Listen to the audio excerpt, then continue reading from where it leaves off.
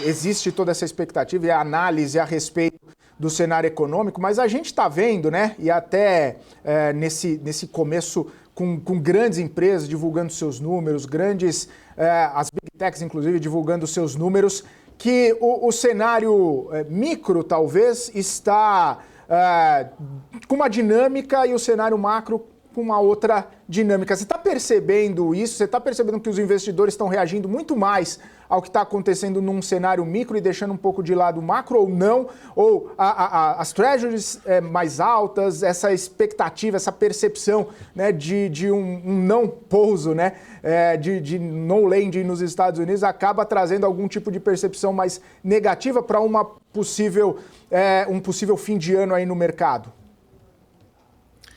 Olha, Felipe, eu acho que as treasuries hoje, elas refletem muito uma preocupação muito grande que o mercado tem em si com a dívida americana, inclusive porque quando você olha para as últimas pesquisas e olha principalmente para o mercado de apostas, que o dinheiro não gosta de brincadeira e que sinaliza uma possível vitória do Donald Trump, o mercado já precifica uma catástrofe fiscal. E aí que eu acho que tem um pouco de erro nessa história, porque a gente não pode replicar o governo Trump 1 com o que vai ser o governo Trump 2.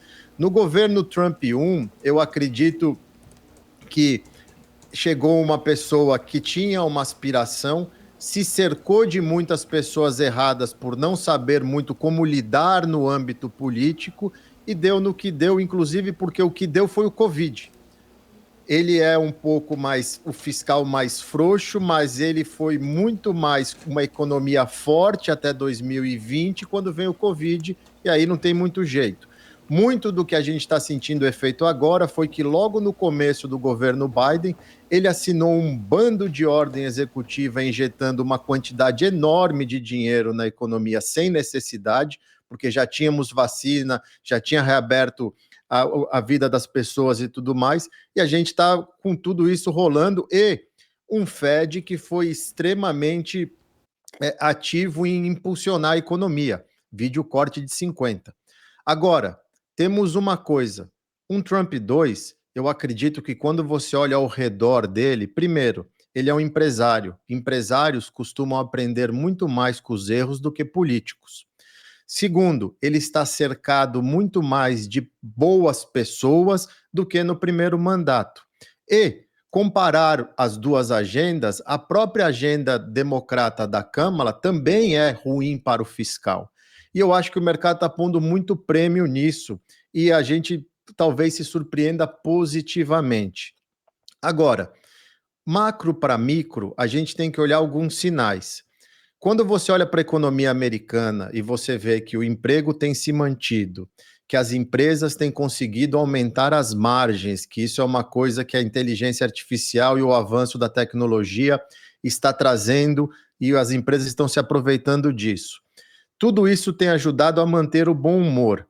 Outra coisa, quando você olha para o resto, me aponte algum lugar que você consiga sentir segurança para começar a investir ou desviar dos investimentos dos Estados Unidos, quando o resto do mundo, Europa com grandes dificuldades, a China impulsionando a economia e não pega no tranco, todos os problemas geopolíticos que estão acontecendo.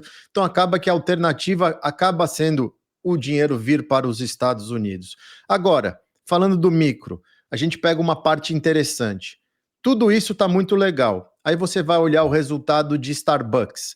Starbucks perdeu receita e está sofrendo porque o consumo nas suas duas principais praças, China e Estados Unidos, diminuiu muito.